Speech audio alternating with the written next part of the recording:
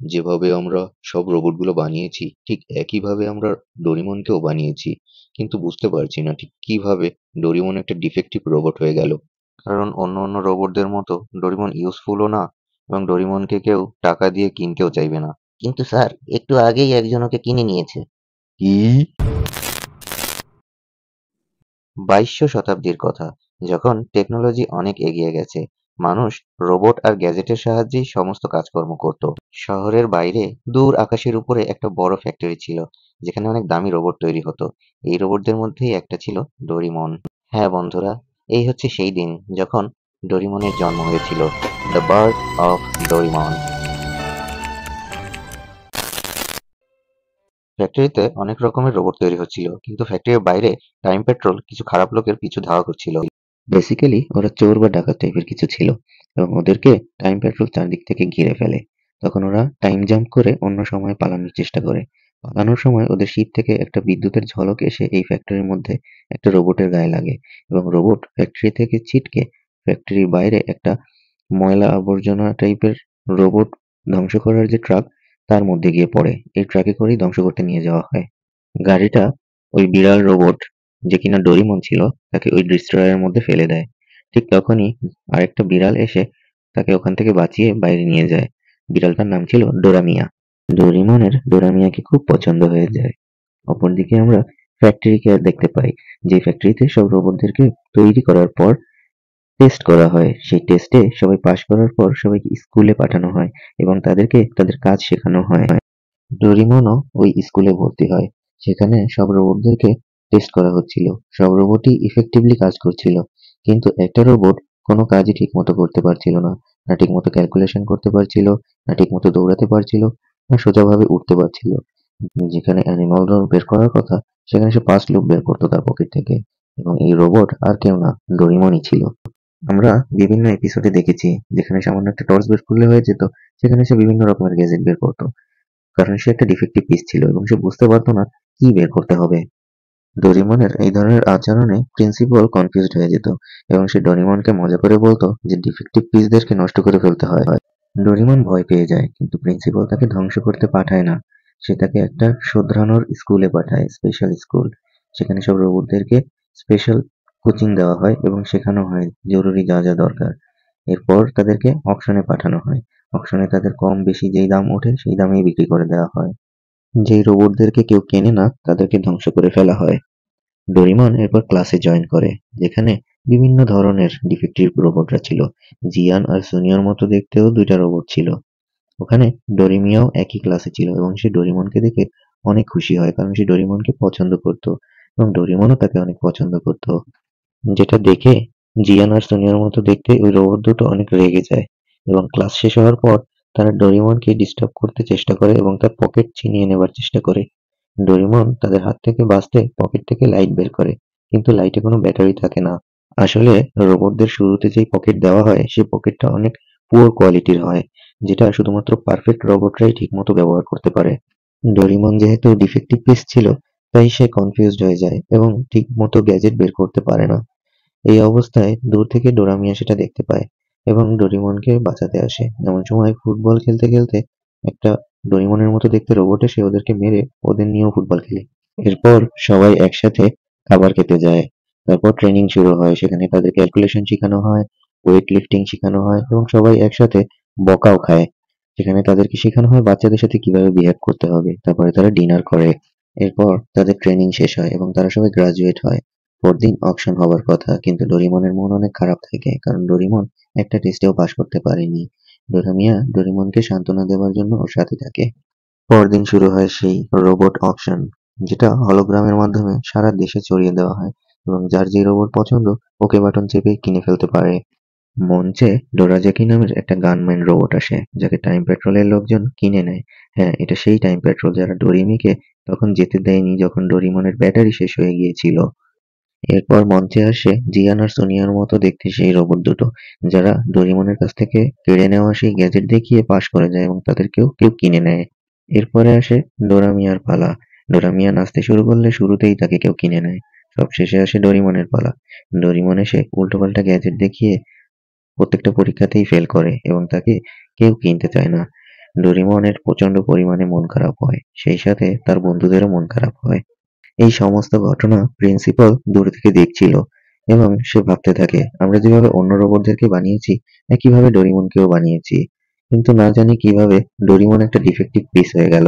না সে অন্য রোবটদের মতো ইউজফুল, আর না কেউ টাকা দিয়ে তার মতো একটা ডিফেক্টিভ পিসকে নিতে চাইবে।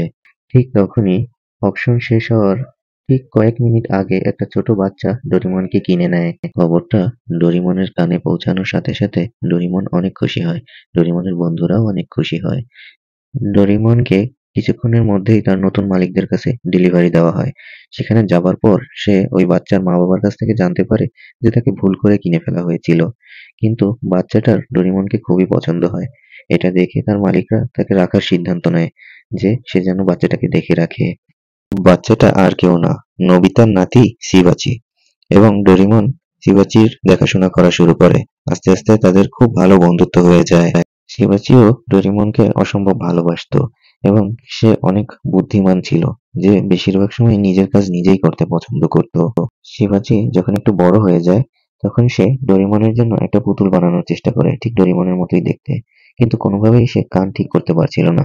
তখন সে একটা রোবট ইঁদুরের সাহায্য নেওয়ার চেষ্টা করে ওই কান ঠিক করবার জন্য, কিন্তু ভুলে সে ওই ইঁদুরটাকে কমান্ড দিয়ে ফেলে আসল ডোরিমনের কান ঠিক করার, এবং ইঁদুরটা ওখান থেকে দৌড়ে ডোরিমনের গায়ের উপরে ওঠে। ডোরিমন তখন ঘুমিয়েছিল, ঘুমের মধ্যেই ইঁদুরটা ডোরিমনের কান কামড়াতে শুরু করে এবং ডোরিমন যখন ঘুম ভেঙে যায় চিৎকার করে কান্না করতে থাকে তার কানের ব্যথায়। এরপর ডোরিমনকে রোবট ঠিক করার হসপিটালে নিয়ে যাওয়া হয়। সেখানে ডোরিমনের কানের উপরে ব্যান্ডেজ করা থাকে এবং ডোরিমনের কান ঠিক করবার জন্য ডাক্তার কমান্ড দিতে থাকে। যখন সে কমান্ড দিচ্ছিল এমন সময় ডোরিমন একটা হাঁচি দেয়। হাঁচির ফলে রিপেয়ার করা মেশিনের জায়গায় ক্লিন করা মেশিন চালু হয়ে যায় এবং ডোরিমনের কানটাকে রিপেয়ার না করে কানটাকে রিমুভ করে তাকে টাকলা বানিয়ে দেওয়া হয়। এবং ডাক্তার যখন বুঝতে পারে সে ভুল করেছে, সে সেটা স্বীকার না করে বলে কানটা তো জাস্ট একটা শো অফ। হাসপাতালে ডোরিমনকে দেখার জন্য তার ক্রাশ ডোরামিয়া আসে, কিন্তু সে এসে যখন দেখে ডোরিমনের কান নেই, ডোরিমন টাকলা, তখন সে ডোরিমনের উপর হাসতে থাকে এবং ডোরিমনের খুব মন খারাপ হয়ে যায়। সে কাউকে কিছু না বলে দূরে কোথাও চলে যায়। সমুদ্রের কিনারে কিছু পিলার ছিল, সেই পিলারেরই একটা পিলারের উপরে বসে ডোরিমন ভাবতে থাকে তার নতুন চকচকে টাকের কথা। কিছুক্ষণ ভাবার পর সে নিজেই চিৎকার করে বলে ওঠে যে আর নয়, আমার নিজেরই কিছু করতে হবে, এবং সে পকেট থেকে একটা লিকুইড বের করে। এই জুসটা ছিল মোটিভেট করবার জুস, কিন্তু খাওয়ার পর ডোরিমন আরো ডিমোটিভেট হয়ে যায় এবং ডিপ্রেশনে এসে চিৎকার করে কান্না শুরু করে। এই চিৎকারের ফলে তার সাউন্ড বক্সেও ডিস্টার্ব শুরু হয় এবং তার ভয়েস চেঞ্জ হয়ে যায় এবং চোখের পানিতে তার হলুদ রং উঠে গিয়ে তার আসল রং বেরিয়ে পড়ে, যা ছিল নীল। সকাল হয়ে যায়। ডোরিমনকে খুঁজতে খুঁজতে ডোরিমনের বোন ডোরিমি ওই বিচে চলে আসে এবং সে ডোরিমনকে দেখতে পায়। ডোরিমনের কাছে এলে ডোরিমন তাকে জড়িয়ে ধরে কাঁদতে থাকে। সে ডোরিমনকে বলে যে শিবাচি তোমাকে খুঁজতে বেরিয়েছিল এবং এখন তাকেও পাওয়া যাচ্ছে না। তখন ডোরিমন বলে আমার জন্যই সে হারিয়ে গেছে, আমিই তাকে খুঁজে বের করব, এবং সে পকেট থেকে আরেকটা লিকুইড বের করে এবং সেই লিকুইডটা না দেখেই খেয়ে ফেলে। কিন্তু লিকুইডটা মোটিভেশনের লিকুইড ছিল না, এটা ছিল ননস্টপ দৌড়ানোর একটা লিকুইড, এবং সে দৌড়ানো শুরু করে। ডোরিমন তখন বলে যে তুমি আবারও না দেখে আরেকটা ড্রিঙ্ক খেয়ে ফেললে। ডোরিমন চেষ্টা করে কিন্তু কোনোভাবেই তার দৌড় থামাতে পারে না। ডোরিমন কোনোভাবেই তার পা থামাতে পারছিল না। অপরদিকে যেই ডাকাতগুলো পালিয়ে গিয়েছিল তারা আবার ফেরত এসেছে এবং তারা একটা বাচ্চাকে কিডন্যাপ করেছে। বাচ্চাটা আর কেউ না, শিবাচিই ছিল। আমরা দেখতে পাই ডোরিমনের পা থামছে না এবং সে বড় একটা কোনো কিছুর উপর থেকে দৌড়ে অনেক আসমানে উঠে যায় এবং উড়ে গিয়ে সেই ডাকাতদের প্লেনের ইঞ্জিনের সাথে বাড়ি খায় এবং ডাকাতদের প্লেন ধ্বংস হয়ে যায়। সে শিবাচিকে উদ্ধার করে নেয়।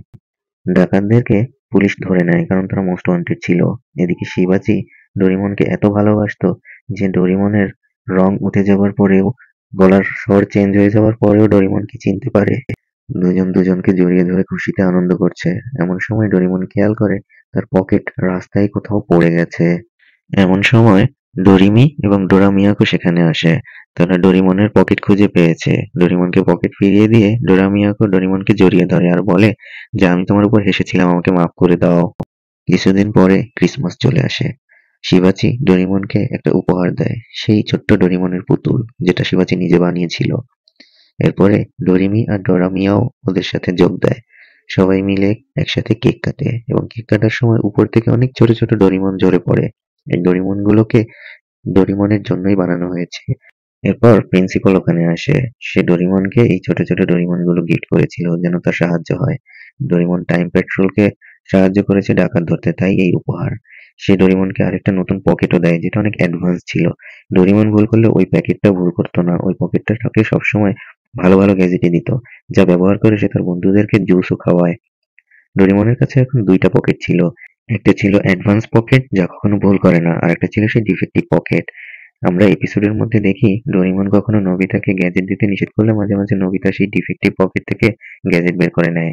এরপর ডোরিমন টাইম ট্রাভেল করে অতীতে চলে যায় যেখানে তার নোবিতার সাথে পরিচয় হয়। এই পর্বটাও খুব শীঘ্রই এই চ্যানেলে তোমরা পেয়ে যাবে, তার জন্য চ্যানেলটা সাবস্ক্রাইব করে বেল বাটনটা চেপে দিও। ভিডিওটা ভালো লাগলে লাইক করতে ভুলো না, আর কমেন্ট করে জানিও তোমাদের কেমন লাগলো। সবাই ভালো থেকো, সুস্থ থেকো। দেখা হবে সামনের ভিডিওতে। আল্লাহ হাফেজ।